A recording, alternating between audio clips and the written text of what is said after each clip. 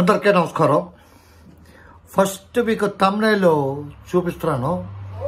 ఏంటంటే కొలికిపూడికి ఘోర అవమానం, గొప్ప అవకాశం కోల్పోయిన రాజేష్ మహాసేన. ఎందుకంటే రాజేష్ మహాసేన అనే ఆయన ఎస్సీలకు సంబంధించి ఈ కొలికిపూడి ఆయన ఒక ఎమ్మెల్యే, ప్రస్తుతం తెలుగుదేశం పార్టీకి సంబంధించిన ఎమ్మెల్యే, ఎస్సీ సామాజిక వర్గం. ఈయనకి ఏదైనా ఒక అవకాశం వచ్చిందంటే అందిపుచ్చుకుంటాడు నెంబర్ 1.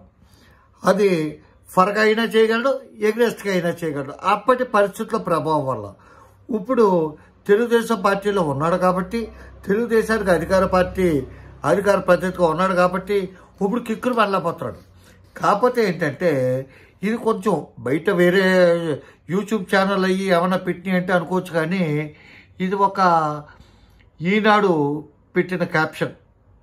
ఈనాడు యాప్ ఉంటుంది కదా, ఈటీవీ యాప్లో కొలికిపూడిని పలకరించని చంద్రబాబు అని చెప్పి ఈటీవీ వాళ్ళు రాసుకొచ్చారో రాయించారో ఏంటో తెలియదు. చిన్న న్యూసే చదువుతారు ఒకసారి అనండి. ఎన్టీఆర్ జిల్లా నందిగామ పర్యటనకు వచ్చిన చంద్రబాబుకు స్వాగతం పలికేందుకు మంత్రులు, ఎమ్మెల్యేలు పెద్ద ఎత్తున ఎలిఫాట్ వద్దకు వచ్చారు.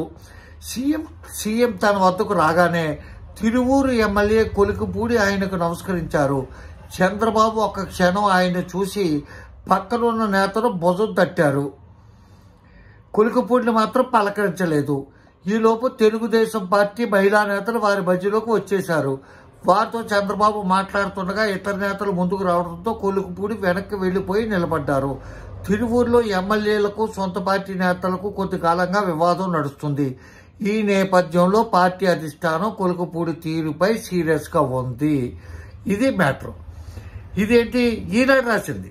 ఇప్పుడు ఆర్టీవీ అని వాళ్ళని వీళ్ళని తెగ రాసేశారు, తెగ వాళ్ళ ఛానల్స్లో పెట్టేశారు. రౌండ్లు చుట్టారు, అవి చుట్టారు. ఈయనేదో ఏం పెట్టారు, కొలికిపూడిని పట్టించుకొని బాబు అని చెప్పి ఒకళ్ళు ఆర్టీవీ వాళ్ళే మళ్ళీ పెట్టిన క్యాప్షన్ చూపండి. దూరం కొలికిపూడిని పట్టించుకొని బాబు అని చెప్పి ఒకళ్ళు పెడితే, ఇంకోటి ఏంటంటే కొలికిపూడి పక్కకు దొబ్బేయి. వినండి, అది కొలికిపూడి పక్కకు దొబ్బేయి. ఇది కూడా ప్రైవేట్ యూట్యూబ్ ఛానలే. వీళ్ళు పెట్టారంటే అర్థం ఉంది. కాకపోతే చంద్రబాబు నాయుడు గారికి, తెలుగుదేశం పార్టీకి కొంచెం విధేయతగా ఉండి, వాళ్ళకి కనుసన్నల్లో ఉండి వాళ్ళు చెప్తే నడిచి పేపర్ ఈనాడు కూడా అలా పెట్టిందంటే కావాలనేది కొలికిపూడిని పక్కకి తప్పించి మొత్తం పార్టీ నుంచి గెట్టేస్తానికి వేసిన స్కెచ్. ఇకపోతే ఇది మనం ఏ విధంగానంటే రాజేష్ మహాసేన వెర్షన్లో మనం చెప్పుకోవాలంటే, ఒకటి అతను తెలుగుదేశానికి వ్యతిరేకంగా ఉన్నాడే అనుకోండి, కొలికిపూడిని తెలుగుదేశానికి అనుకూలంగా కానీ వ్యతిరేకంగానే ఉంటే 2 వెర్షన్లు చెప్తాడు ఆయన. ఫస్ట్, చంద్రబాబు నాయుడు గారికి వయసు మీద పడటం వల్ల కొలికిపూడిని గుర్తించలేకపోయారు. అంతమంది జనంలో కొలికిపూడిని గుర్తించలేక అక్కడికే 1-2 సార్లు ఆయన ముఖంలో కళ్ళలో పెట్టి చూశారు, కానీ అయినా గుర్తించలేకపోయారు. ఈ లోపల కొలికిపూడి వారు వెనక్కి వెళ్ళిపోయారని చెప్తారు. అదే తెలుగుదేశం పార్టీకి వ్యతిరేకంగా ఉంటే కానీ నా స్వామి రంగా అందుకుంటాడండి. ఒక పేద దళిత ఎమ్మెల్యే ఘోర అవమానం చేశారు ఆయన్ని. కనీసం పలకరించలేదు.